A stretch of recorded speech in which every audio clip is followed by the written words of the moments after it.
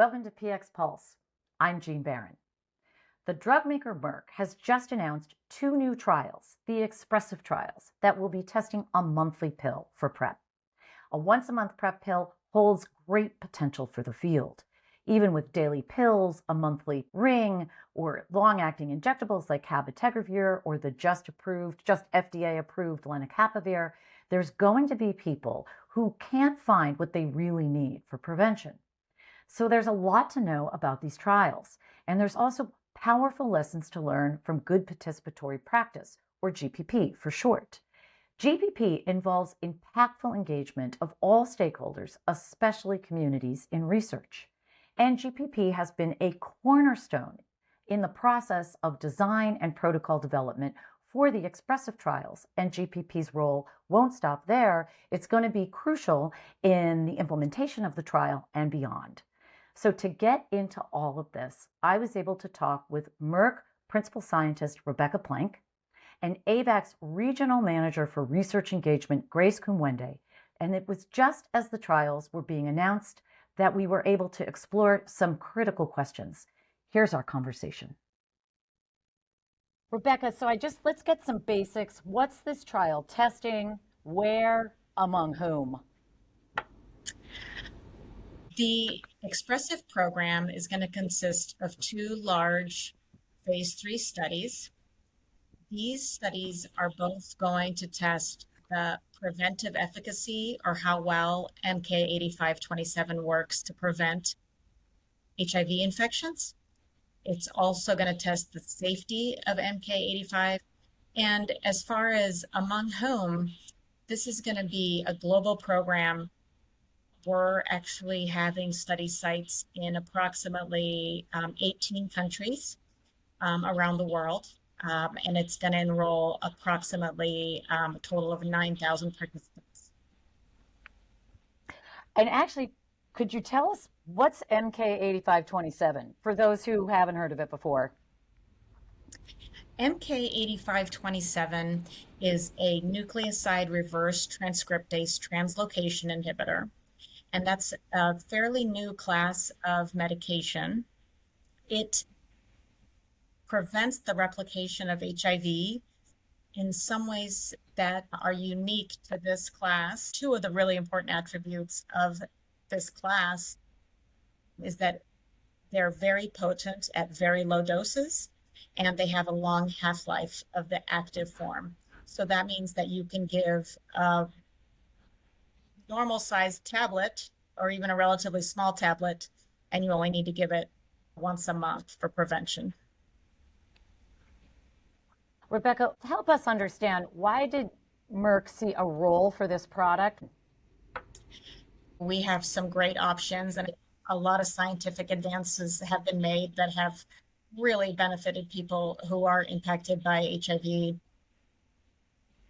Now, if you think about what's been out there and what's been recently added to the list of options that people might have with regard to biomedical HIV prevention, we know that there's the daily tablets. And then when it comes to long-acting PrEP, or something that you don't have to use every day, both of those choices are injectables. And until now, when people talk about long-acting preventive modalities for HIV, it's always synonymous with an injection. But we think that there's a space between the daily oral and the long-acting injections for long-acting orals. So we'd like to really expand people's thinking about long-acting prevention and include an oral option. And so not everybody wants to take a daily tablet, and not everybody wants to have an injection. So we think that this offers a good opportunity for people to have something that's long-acting. It doesn't need a needle, it doesn't need a vial, but it can still be very discreet, and people can, it's much easier to store than a bottle of tablets, and it's much easier to deliver, we think, than an injection. So we think it can fill an important space in the HIV prevention area. That makes total sense. And I also just want to add in here, there's also the dapivirine vaginal ring, and there's not widespread access to this, but that's another long-acting monthly option. Grace, What do we know from communities that can help us all understand why a pill could be an important additional option for many people? I do want to agree with Rebecca. No single option can actually meet everyone's need. The community has made a call for choice for a good reason, because we do want prevention that fits in people's lifestyle.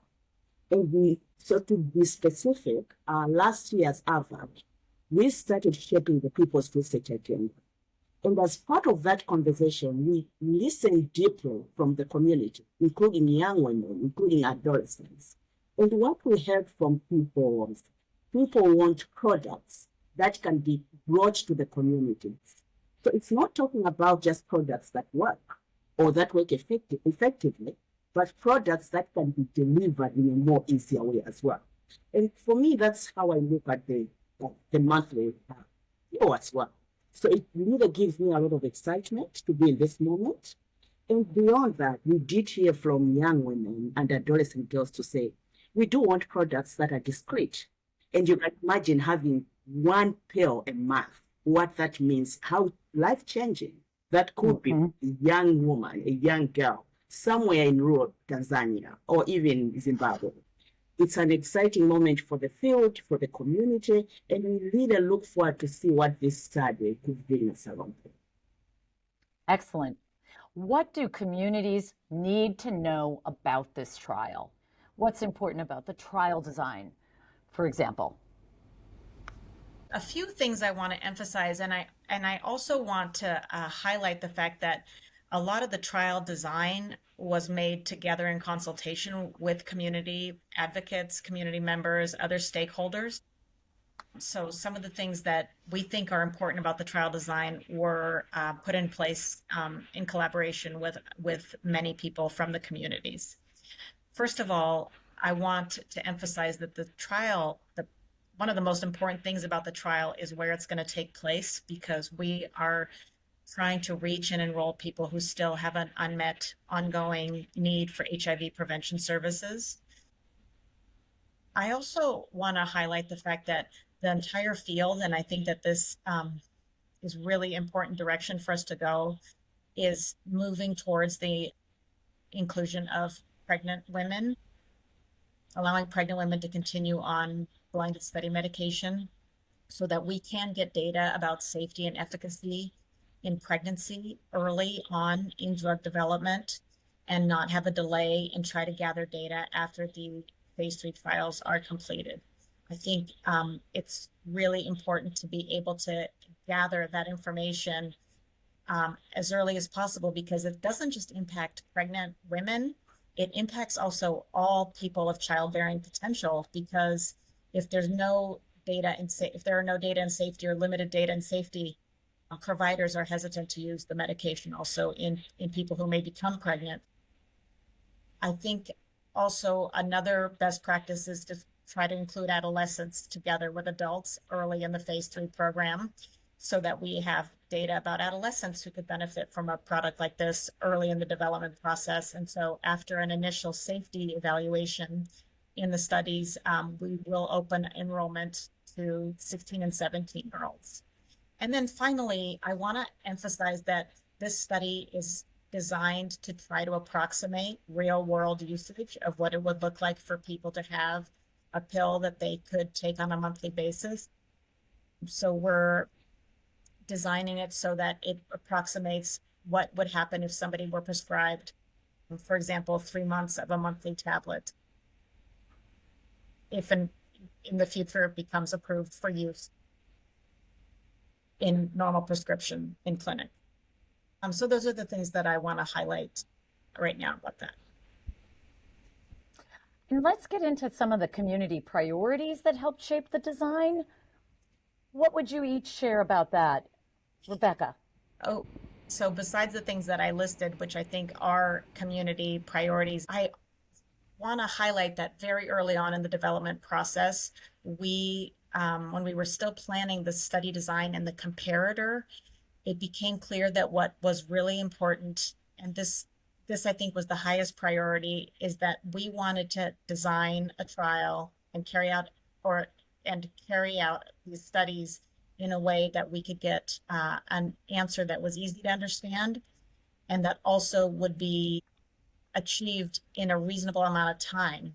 So we wanted to do a study that would not, that we could complete in a relatively short amount of time. And that means choosing the right comparator and when using that comparator, that people would be able to understand what the comparison meant. So ultimately what we chose was to do a head-to-head comparison using daily oral PrEP. And one of the reasons we think that makes sense is because we are comparing an oral to an oral. And so for people who want injectable products, that they will be made aware that injectable PrEP has been shown to be superior to this comparator in other studies. And if they want to get injectable PrEP, if they prefer to do that, that we will help link them to such services. But this is really a study for people who are interested in taking oral PrEP. A very interesting design as the field tries to figure out how to move forward at this moment with next generation PrEP. Very interesting. So Grace, how have advocates been engaged, and what did the advocates learn, and what did Merck learn from one another? I think Merck was very intentional in terms of bringing advocates and communities. Before even having the protocol developed, I was part of the advocates that were engaged in June 2024 as they were starting to shape all of this in terms of what would be key for the study or for the trial from a community perspective. But apart from that, there have been other processes as well in terms of protocol review, where there are some community representatives that actually did review the protocol itself. It's something that we've made a call for many years, to say, when we're having trials, when we're having studies, let communities start reviewing protocols from point go. You talked about the good participatory practice. That's what it calls for.